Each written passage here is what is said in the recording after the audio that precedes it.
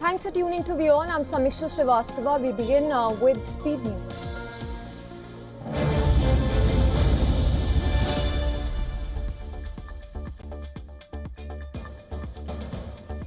UK Prime Minister Keir Starmer has arrived in Mumbai for a two-day visit to strengthen India-UK comprehensive strategic partnership aligned with Vision 2035.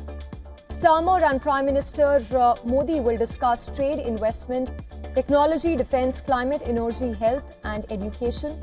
The visit follows Prime Minister Modi's July trip to the UK, where a trade deal was signed, securing nearly $7.3 billion in investment and exports. Starmer leads a delegation of 125 top UK business and academic leaders to boost growth and jobs through the trade mission.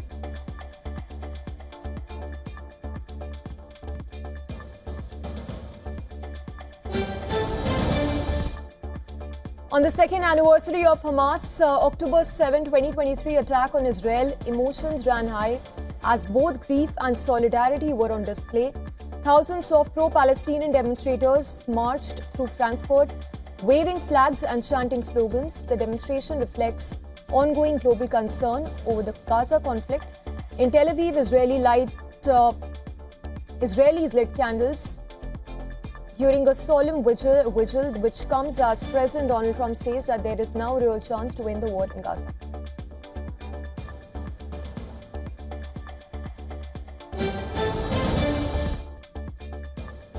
Dozens of demonstrators held a sit-in outside the U.S. Embassy as protesters demanded the expulsion of the American ambassador and a law that criminalizes ties with Israel organized by pro-Palestinian groups.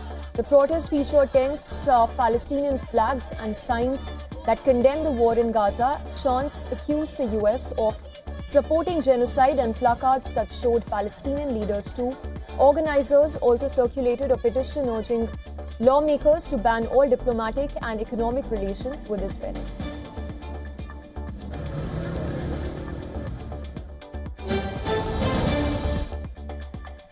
Russian President Vladimir Putin has claimed that Russian forces captured nearly 5,000 square kilometers of Ukrainian territory in 2025, asserting that Moscow holds full strategic control on the battlefield. He made the statement while visiting a church in St. Petersburg on his birthday, where he also met with top military officials.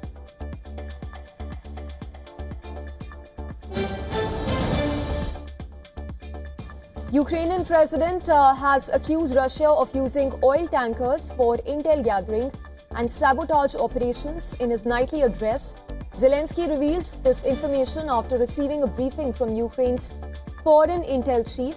He emphasized the importance of a strong and real response from Ukraine's international partners to Russia's actions.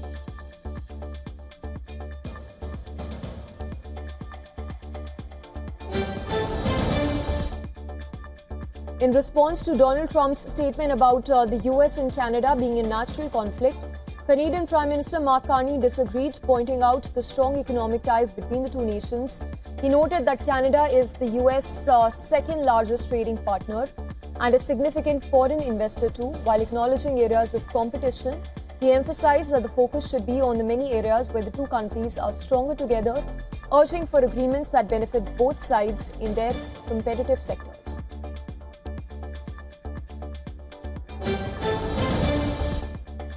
President Donald Trump has escalated tensions with the Democratic-led cities by threatening to invoke the Insurrection Act, allowing him to deploy military troops for law enforcement. Hundreds of Texas National Guard troops prepared to patrol Chicago. The 200-year-old law would let Trump bypass local opposition and court rulings, granting troops authority to police and arrest, an exception to the usual ban on military involvement in civilian law enforcement as well.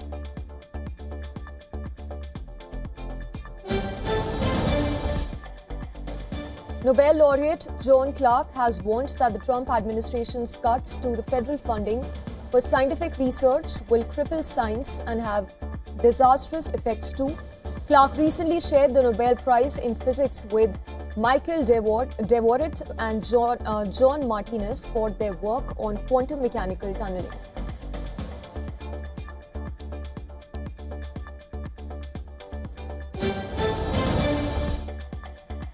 The US Supreme Court appeared likely to back a challenge to Colorado law that bans conversion therapy for minors, citing free speech protections. With a 6-3 conservative majority, the court seemed open to limiting the state's power.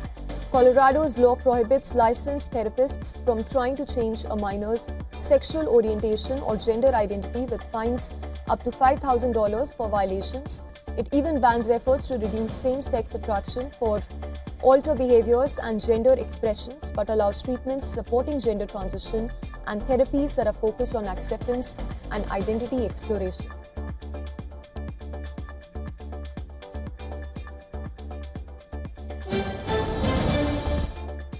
The European Union has announced $233 million in aid to Afghanistan, and this support continues the EU's efforts to help the Afghan people following the Taliban takeover, which led to the suspension of most international aid, including from the US due to political and human rights concerns.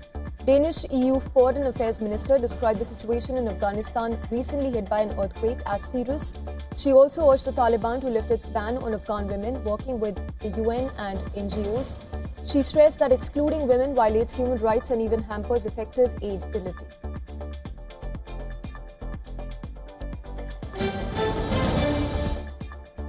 Ecuador has detained 5 people following an attack on President Daniel Noboa's convoy in region. Footage that was released by the Ecuadorian presidency shows anti-government protesters targeting the motorcade.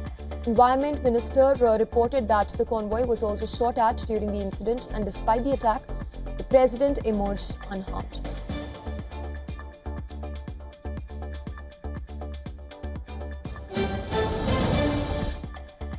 In Namibia, leaders of indigenous communities appeared in High Court. They were dressed in traditional attire as part of an ongoing case that sought justice for 1904 to 1908 genocide. Germany acknowledged the massacre as genocide in 2021, but offered no preparations that sparked outrage. The communities are now pushing to include Germany in the lawsuit, with the court set to rule the matter on 18th of November, which follows protests earlier this month against the agreement between Namibia and Germany.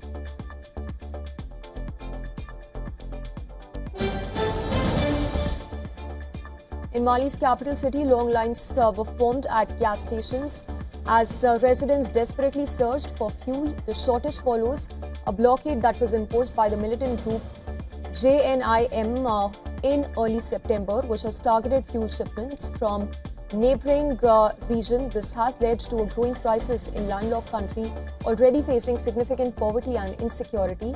Despite being rich in gold, Mali remains one of the world's least developed nations.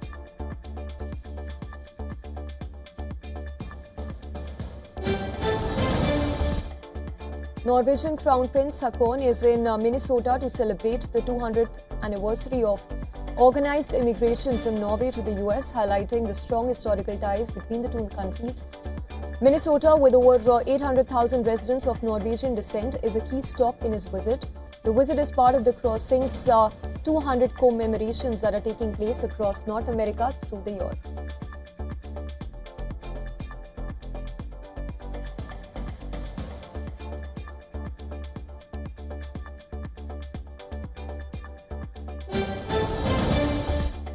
Hundreds of Bolsonaro supporters marched in Brasilia demanding amnesty for the former Brazilian president, who was sentenced in September to 27 years in prison for attempting to overturn the 2022 election results. Bolsonaro was found guilty of conspiring to block President Lula da Silva from taking office after his electoral win.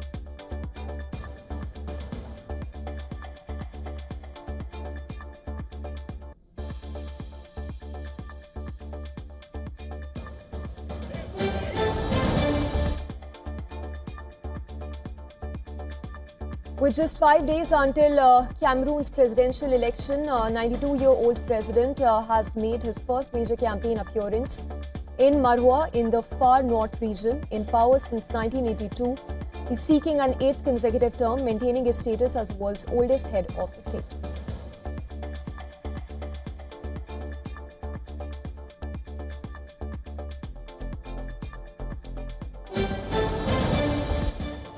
North Korean leader Kim Jong-un met with Laotian president in Pyongyang, which is, according to state media that's been reported, came personally welcomed Sisuolit with a ceremony that featured top officials, a cheering crowd, and a 21-gun salute. The leaders discussed strengthening cooperation before Kim hosted a banquet for the delegation as well. The state media released footage of the visit, which showed officials and even children waving Laotian and North Korean flags. Sisolit's visit is rare given North Korea's strict sanctions and travel restrictions as well.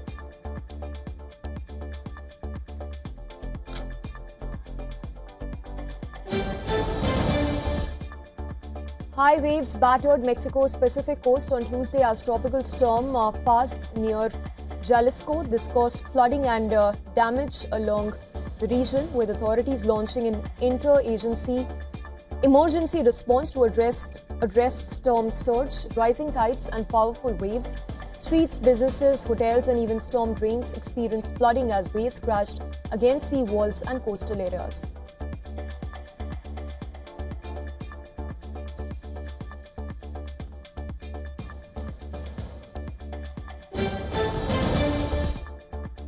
El Salvador has raised its alert level from yellow to orange as heavy rains continue for fifth straight day, killing at least one person. A 32-year-old woman died when the metal roof of her house collapsed in a densely populated area near San Salvador. The storms have triggered landslides, fallen trees and widespread flooding. Authorities are now monitoring low-pressure systems in both the Pacific and Atlantic that could bring more rain. Civil Protection has set up 180 shelters across high-risk areas to assist affected communities.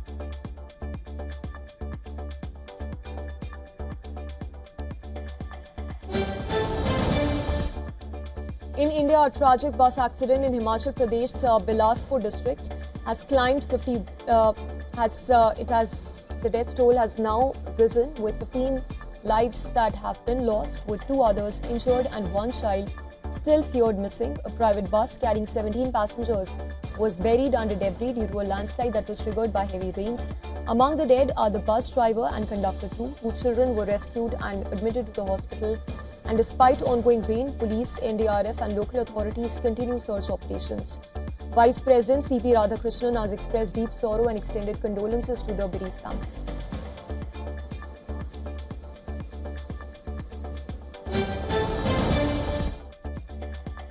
A group of Italian families has filed a lawsuit against Facebook, Instagram and TikTok, accusing the platforms of failing to enforce age restrictions and using addictive features that harm children's mental health. The lawsuit calls for stronger age verification systems and users under 14 and even demands the Meta-owned Facebook, Instagram and TikTok remove manipulative algorithms and disclose the risks of overuse.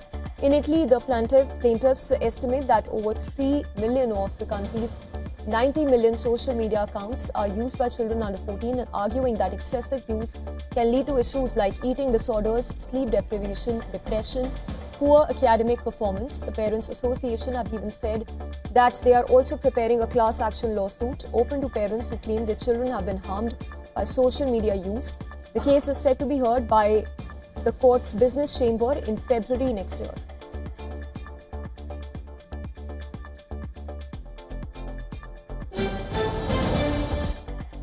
A ransomware group called Kilin has claimed responsibility for the hack on Japan's Ashi Group holdings. The brewing and beverage giant suffered the attack on 29th of September, disrupting production at several facilities.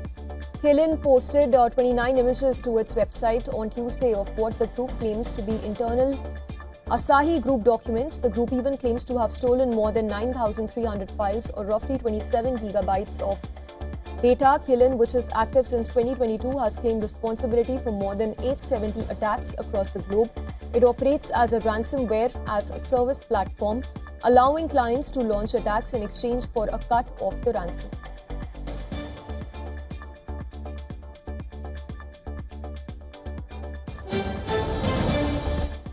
In another cyber attack related news, UK police have arrested 2 men aged 17 and 22 on suspicion of hacking into the systems of Kido International, which is a London-based childcare company. Kido operates 18 nurseries across Greater London, catering to children up to 5 years old. During the attack, data belonging to more than 8,000 children was stolen. The hackers, identifying themselves as the Radiant Gang, reported the attack on their dark web portal last month. The group posted names, photos, homes, addresses, and family contact details of 10 children to prove their claims. The amount of ransom that was demanded was not disclosed. The Kiddo International hack is the latest in a string of ransomware incidents that have shaken UK businesses this year.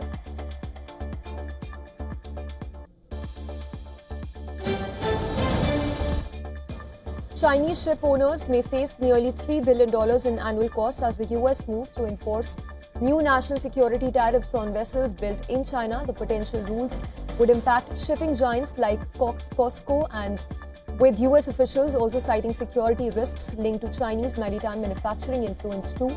Industry stakeholders warn that these measures could disrupt global supply chains and inflate transportation costs for US importers.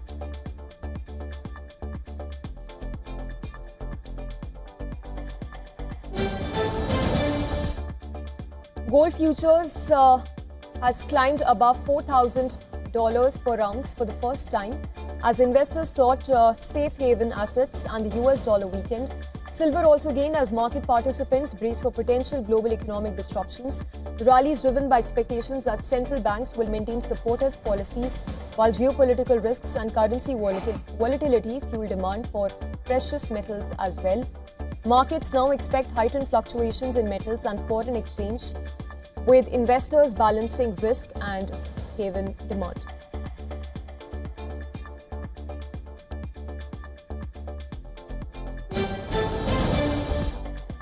Global markets experienced turbulence on 8th of October as investors reacted to political turmoil in France and Japan, coupled with the ongoing US government shutdown. Asian stocks mirrored Wall Street's decline, with the MSCI Asia Pacific Index falling 1%. The Japanese yen hovered near 8-month lows amid uncertainty over fiscal policy under incoming Prime Minister Tai Kai-chi.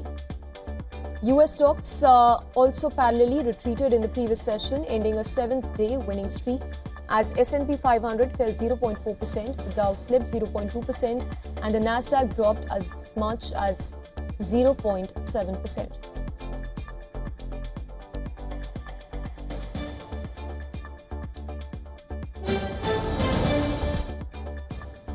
Oil prices edged up amid a mixed supply outlook as markets weighed risks and US inventories against potential production risks. Brent and the US WTI rose by more than 0.5% as investors assessed tensions between demand strength and supply pressures. Traders focused on US crude stock reports that showed some build, offsetting drawdowns in gasoline as well as distillates, with additional support that came in from OPEC Plus modest output rise, which increased caution around further supply floods. Analysts even say that price moves will depend on fresh inventory data and any signs of tightening or oversupply.